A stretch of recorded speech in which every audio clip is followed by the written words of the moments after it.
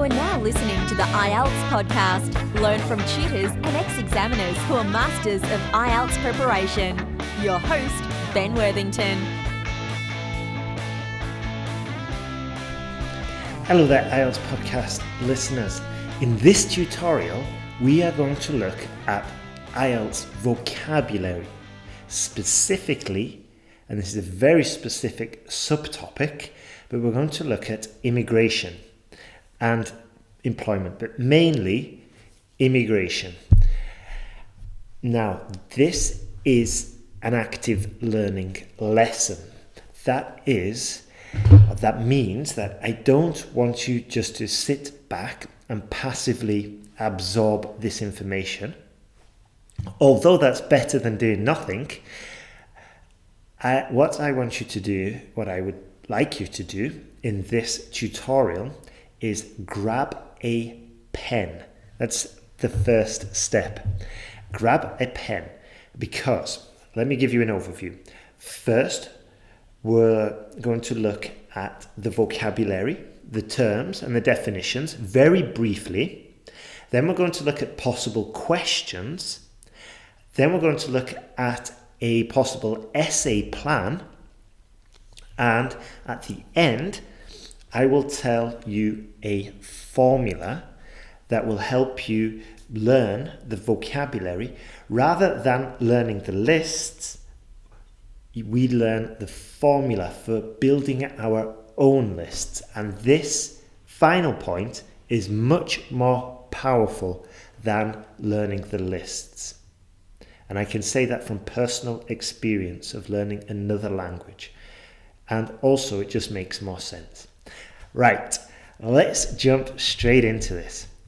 First of all, I'm going to give you the collocations. The collocations are very useful. The more collocations we use and the longer the collocation, the more natural we sound when we're speaking that language. So a collocation is a pairing of two or more words that are found, or that are statistically found in the language, with a high percentage of being together than separately. Let's go straight into it. So one of these, refugee group.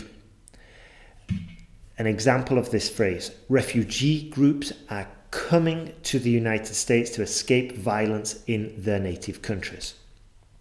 Number two, increased movement. The increased movement of immigrants from Mexico is due to conflict in the Mexican society. Developing world. The developing world usually means the north and the western sides, the western parts of the world. So we're talking about North America and the European Union, and nowadays there's probably pockets of Asia in that as well. Singapore, Hong Kong, Japan, and Korea. These are all classed as the developed world. Western countries. I think that's quite obvious. Public opinion. What does public opinion mean? Well, that's like a temperature gauge, a temperature reading of the situation of the public, of the issue. So public opinion about Europe in England at the moment is probably quite low or skeptical due to all this Brexit palaver. Next one, middle income countries. Right, I guess this would mean the countries that are between the ones that are right at the top, such as Japan, Singapore, Hong Kong, and the ones which are below the top ones, but are not sort of like as poor as some of the poorest. Some middle income countries that come to mind might be Mexico, Hungary, Poland, these kind of countries. Multicultural society, that's quite straightforward. Global situation. Global situation is, again, it's quite straightforward. The global situation at the moment is probably, in economic terms, prosperous. The economies are growing and there's no crisis as yet on the horizon. International community, that's quite straightforward as well. That's just a collection of basically all the international bodies, I guess. Next one. Let's look at the possible questions we can get related to this topic.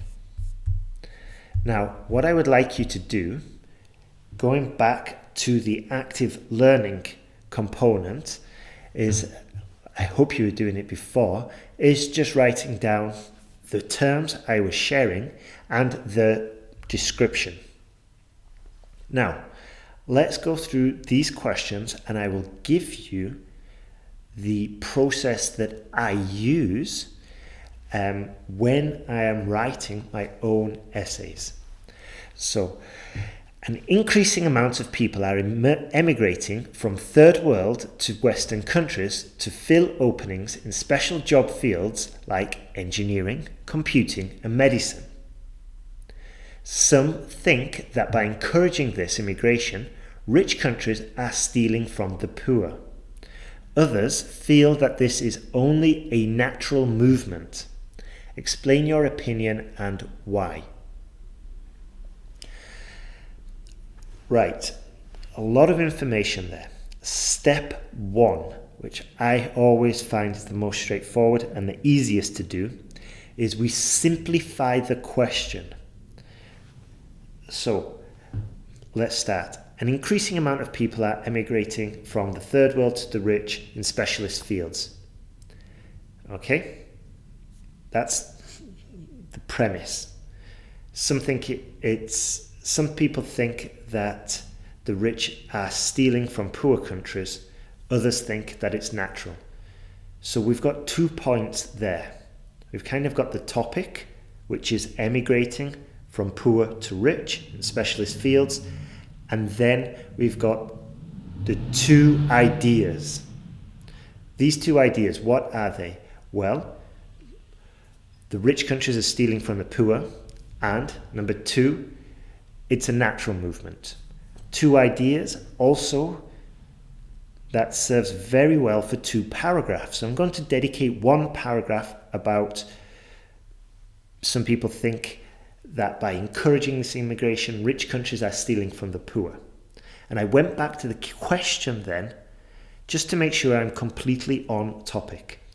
And then my second paragraph is, others feel that this is only a natural movement. So I've now simplified the question, I broke it up, and now I've assigned ideas to parts of the question. Now I'm going to think of material, of what I can put into these body paragraphs that I've decided I'm going to build my essay around. So, ideas. Some people think that by encouraging this immigration, rich countries are stealing from the poor. Yes, I think that's the case. The rich are definitely stealing from the poor. We have a brain drain. We have the rich countries losing their best employees. It's difficult for the poor countries to ever get ahead. This is a terrible situation. Okay, so I've kind of already expressed my opinion and I'm going to support the poorer countries in this case. Body paragraph 2, it's a natural movement. So now I might contradict myself. I'm going to say, yes, it's a natural movement. For example, in the European Union, in the early 2000s, the West accepted the former Eastern Bloc, which includes Hungary, Poland, Romania, Latvia, and a lot of the population moved to the West, and they greatly increased their income, and a lot of them sent the money home. So it was win-win. It's really natural, and it was really positive, and it was really good. Okay, those are my ideas. I'll probably develop it a little bit further. So that's how I'm going to attack that question, and I've sketched it out, and now I can put my ideas into coherent paragraphs. And as I said before, on the online course, there is a very easy to follow tutorial on how to put those ideas into coherent paragraphs. But the first thing is getting to that point where we can dissect the question and we can assign the ideas to parts of the question, and then we can build our paragraphs. It's really quite straightforward. Also, in the online course, there is a whole module dedicated to this, what I've just basically done now, and how to do it. Next question. Some people believe that the government should give healthcare benefits to all employed people, even if they are illegal immigrants. Body paragraph number 1. What is your view on this issue? Explain with specific reasoning. Nothing else in the question, so I'm going to give my view in body paragraph 1 and body paragraph 2. And I'll probably, just for the ease of simplicity, I'm going to go with let's see. Some people believe that government should give healthcare benefits to all employed people, even if they are illegal immigrants. Yes, they should give healthcare benefits because it's a universal right, because it's probably cheaper for society in the long run, and 2, this is the model most developed countries follow. That's body paragraph number 1. Body paragraph 2, if they are illegal immigrants and working, and if they are allowed to work, then they should be allowed healthcare coverage. And I don't know, maybe I would just think of an example from the United States and saying that, I don't know, something about immigrants in the United States costing the economy, I don't know, 50 billion a year because of retraining when the employee leaves because of sickness and has to return to their country to get healthcare. The cost of retraining, refinding new employees greatly exceeds that of granting basic healthcare to a large majority of people, i.e. illegal immigrants. Okay, there's the plan. So same thing as before. I'm dedicating paragraphs, or I'm allocating, that's a better word. I'm allocating ideas to each paragraph, and then I'm building it out and I'm brainstorming it. Then I'm going to put it into a clear, coherent structure, which is going to score points for task response. Next one. Unemployment is a very serious issue in many developing nations across the world today. How can we solve the problem of unemployment in poor nations in order to boost the economies of these countries? Okay, once again, one more question. Just one question, no follow-on question. One question, which I will spread over 2 body paragraphs. My personal favorite is to always go for 2 body paragraphs. I think, I won't go into it now, but I just think it's the most effective way to write your IELTS essay. Now, how can we solve the problem of unemployment in poorer nations in order to boost the economies of these countries? So, 2 very similar body paragraphs. Well, we can boost it by, I don't know, reducing taxes, which in theory increases investment, which stimulates the economy. That could be one idea, and then give an example to boost this, to boost the credibility of my claim.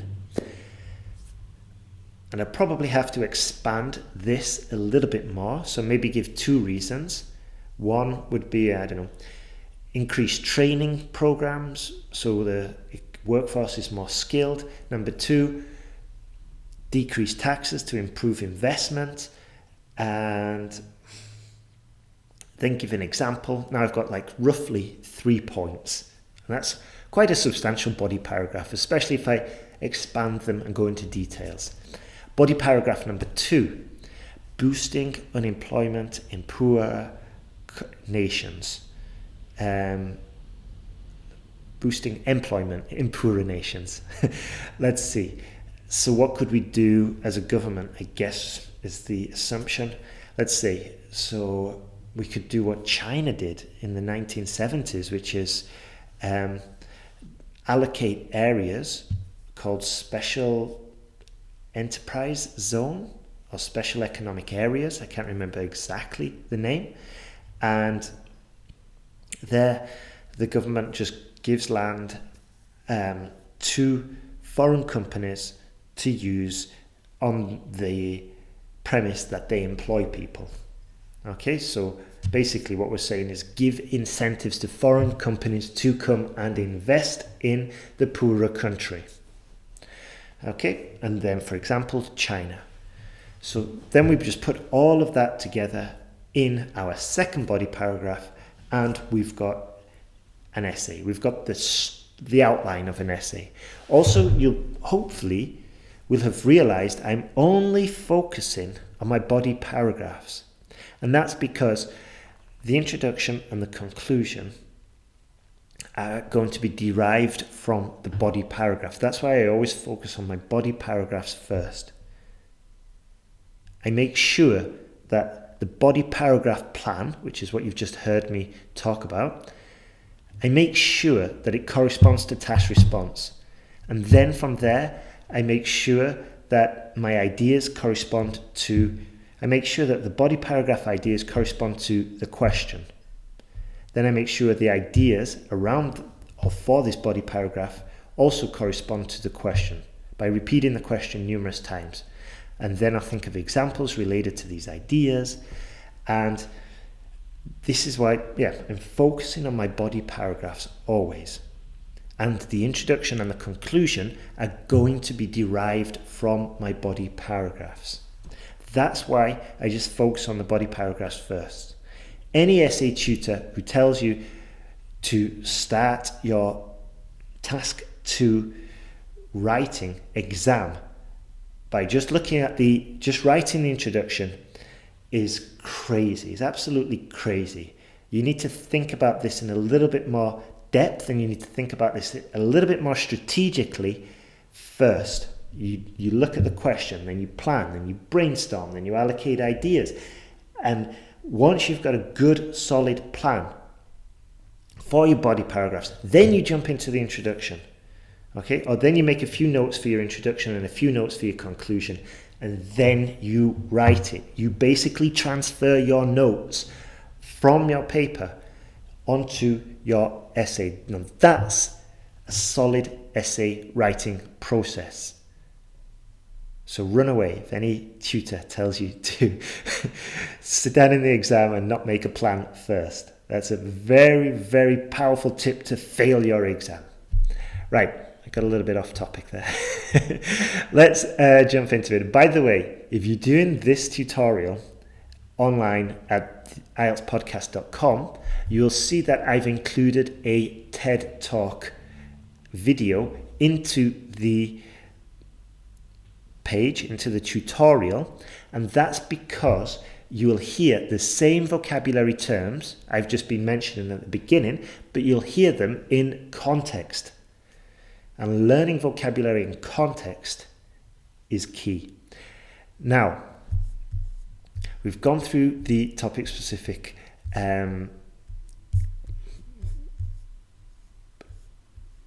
collocations, and we've gone through the possible questions, possible essay plans. Now we're going to have a very brief look at a model essay, which is also in the tutorial at IELTSPodcast.com. We're going to look at this model essay, and I'll give you a few tips on how we can improve it. So, and then after this, I will tell you the formula that I mentioned earlier about learning the vocabulary. Not learning it in lists, but learning it through the formula. So let's have a look at that model essay. Now the question is the first question that we had from our list, is an increasing amount of people are emigrating from third world to Western countries to fill openings in special job fields like engineering, computing and medicine. Some think that by encouraging this immigration, rich countries are stealing from the poor. Others feel that this is only a natural movement. Explain your opinion and why. Let's have a look at the model essay we wrote.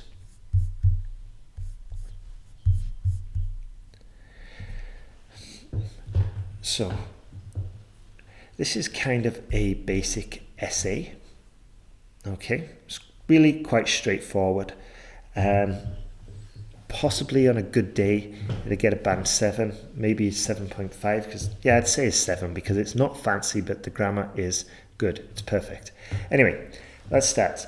While an increasing number of people are moving from developing countries to Western countries in order to pursue job opportunities, this is not a method of rich stealing from the poor, but a helpful way for people to find opportunity and success in the West. Now, my first criticism is that it's taken words directly from the question. The examiner can't give you points if you do that, because you haven't shown your own vocabulary. And it's pretty much just a paraphrasing. So the question, an increasing amount of people are emigrating from third world to Western countries. The start of the essay, while an increasing number of people are moving from developing countries to Western countries in order to pursue job opportunities. This is not a method of rich stealing from the poor, but a helpful way for people to find opportunity and success in the West. So we've used stealing. There's plenty of different words for stealing. We could even say the method of the rich. So yeah, my answer, it says a method of rich stealing from the poor. That's okay, but I'm going to make it parallel, and I'm going to say this is not a method of the rich stealing from the poor. Now it just reads a little better, and it's a little smoother, and it's easier on the ears. So we were looking for another word for stealing. We could say taking or extracting wealth. That's much better, isn't it? This is not a method of the rich extracting wealth from the poor. We could even say extracting human capital from the poor.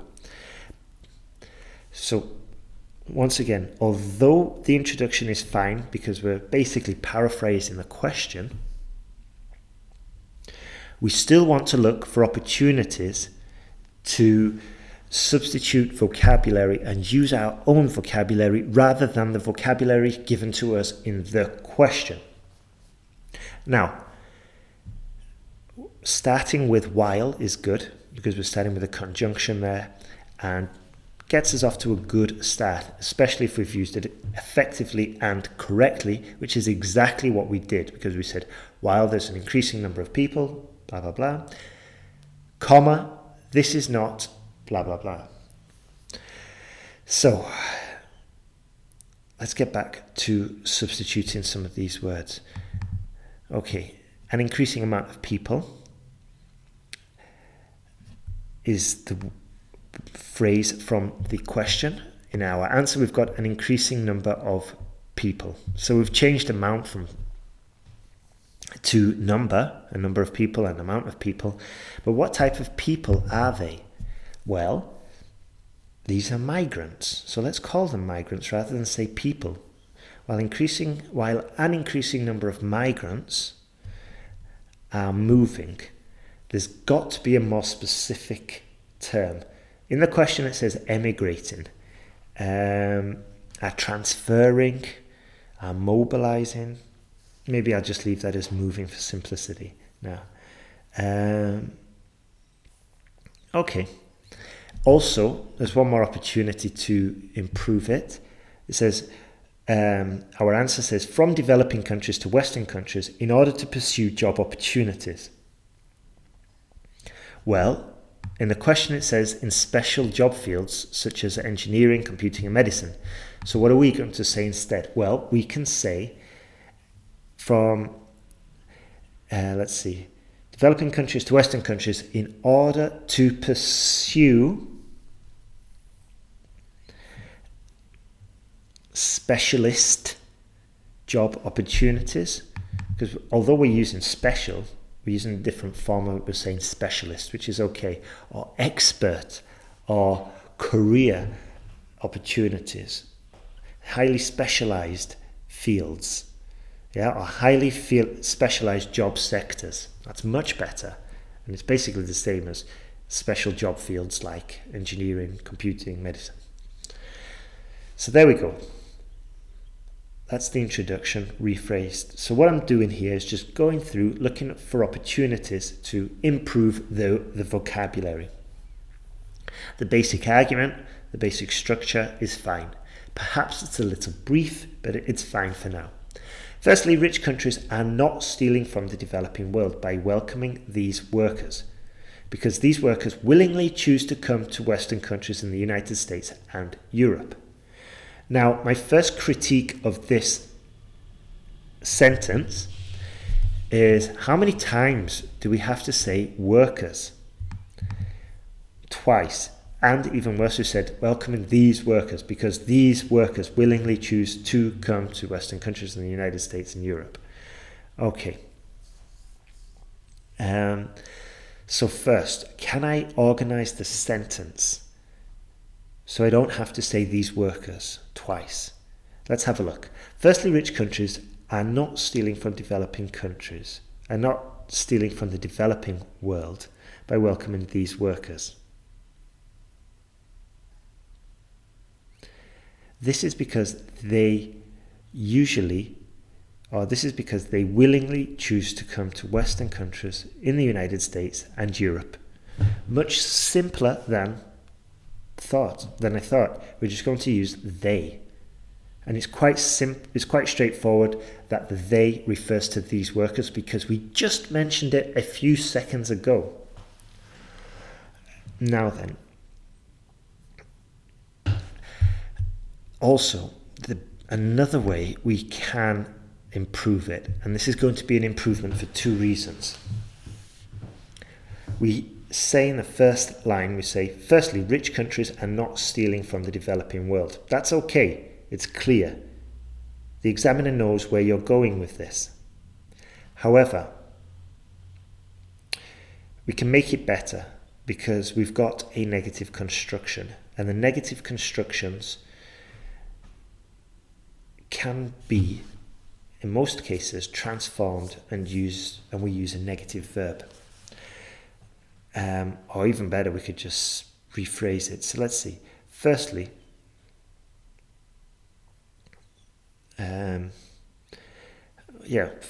we could say, firstly, it is a false accusation to state rich countries are thieving from the developing world by welcoming these workers. Full stop. This is because they willingly choose to come to Western countries. Okay? So I've replaced stealing by thieving, and instead of saying not stealing, which is kind of, it's basic, isn't it?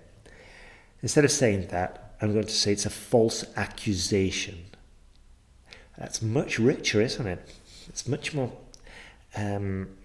sounds much more sophisticated.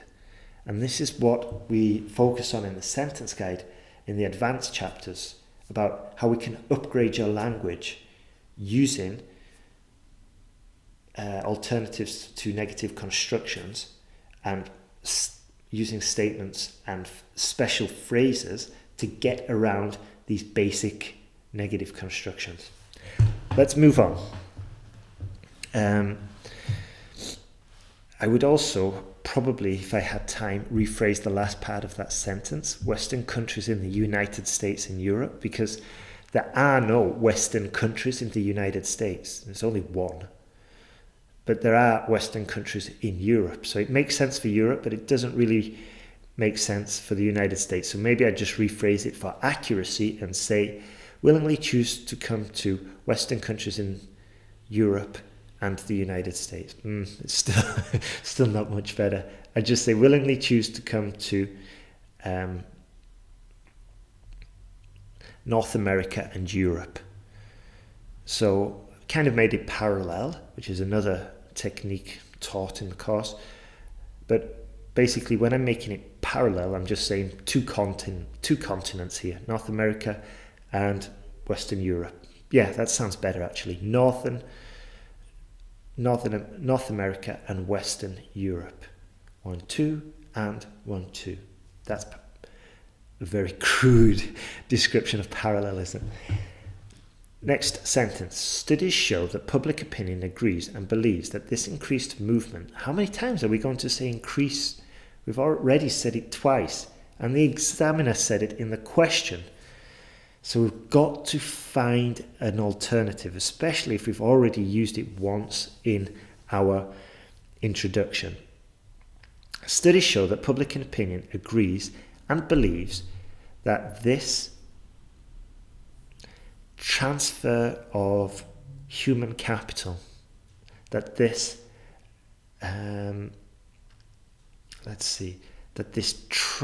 this upward trend of professional workers, that's better, isn't it? Of professional employees, or professional, what's another word for employees? Workers, contractors, candidates. It's quite a few different ones. I'm just going to go for workers now, just for simplicity. That this rising trend of professionals, that's the one. This rising trend of professionals is helpful to the international community. Is helpful a word that we've got in the question? No. I was going to say if we had helpful in the if we'd have said it before, or if we've got it in the question, we have said it before, so therefore next time I'm just going to say is beneficial. Okay? Is beneficial to the international community. Both the workers, maybe we could even say the sectors, or the industrial sectors the workers work in. I don't know. Anyway, both the workers and the Western countries benefit from this transition. I haven't really explained why. So maybe before going into the fact that it's beneficial, or that they both benefit from this transition, I'm going to explain why, and it just makes the essay a little bit more coherent. Okay, so studies show that public opinion agrees and believes that this increased movement is helpful to the international community. Good. Most people believe it is beneficial because companies can find workers at a lower pay rate, and this enables them to grow and expand even faster and eventually employ more people. Full stop. As I've got to really back up with a reasonable claim and a strong argument what I've just said. Okay, I'll give a reason why public opinion believes that it's better. Both the workers and the Western countries benefit from this transition. That's just reconfirming what I said before. Therefore, this movement for employment is a good thing. Ugh, what a horrible way to finish. A good thing. How much more basic do you want to make it? Good and thing are amongst the first words we learn when we learn a language. So, what could we say instead of good? Beneficial. Let's say advantageous, tremendous, spiffing. No, that's ridiculous. It's a spiffing thing. No, we're going to say, therefore, that this movement for employment is tremendous, is a tremendous development for the businesses of these countries. Not to mention the what's it called when they send money back home? Not to mention the money gained and sent home by the migrants. Begins with reprimands, no, retributions. Anyway, I'm just going to add on one final thought there, just to give two benefits. Not only is it beneficial for the worker, but it's probably beneficial, and not only is it beneficial for the company, but it's also beneficial for the worker. Right, pretty certain it's time to end. Now, I'm not going to go any further with this essay analysis, this model essay analysis. It's just going to be more of the same, looking for opportunities to change, improve, or vary the vocabulary, looking for opportunities to improve the style, negative constructions, unparalleled structures, and also improving the quality of the argument by giving stronger reasons, more reasons, and explaining it. That's a very rough overview. Now we'll go into the formula for improving, for building your vocabulary. So at the beginning, I said that the lists, it's okay, it's better than nothing. The formula for learning vocabulary is to, 1, be an active learner. When you hear a term, you write it down, and you write it down in the context that you heard it. Number 2, increase the frequency of which you hear this vocabulary. And this means putting yourself in an immersive environment. So you listen to BBC or CNN news every morning, and you'll hear the type of vocabulary that you need to be scoring a band 7 or above in your writing, also in your speaking, and probably as well in your listening and reading. But if you're hearing it daily and you're writing it down, then you're putting yourself in the best place possible to improve your vocabulary. Just learning a whole new list isn't going to be that effective because you're not really going to learn it in its true context. Whereas if you make your environment immersive, i.e. you're always with your headphones listening to my podcast or the BBC podcast, but just constantly listening. Audiobooks are really good for this as well because they get addictive, but it's not the type of vocabulary that you're probably going to find. For example, a Harry Potter audiobook won't get you that far because you're not going to get questions about dragons, wizards, wands and spells and all that kind of magic vocabulary. You're probably not going to get that in your IELTS test. You're going to get day-to-day global concern or global issues vocabulary by listening to the news, the BBC, CNN, Fox, all of that stuff. Then, so you're actively learning it, you're actively writing it down, you're hearing it and learning it in context. And then the final step is to reuse it. Reuse it in your essay writing. Go back to your journal where you've got all this new vocabulary and start using it at least 3 times just so you are on top of it and it sticks in your mind.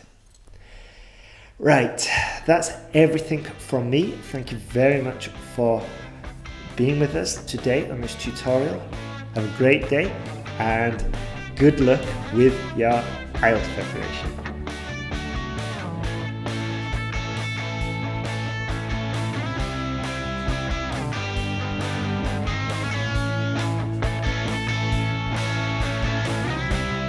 Thanks for listening to IELTSPodcast.com.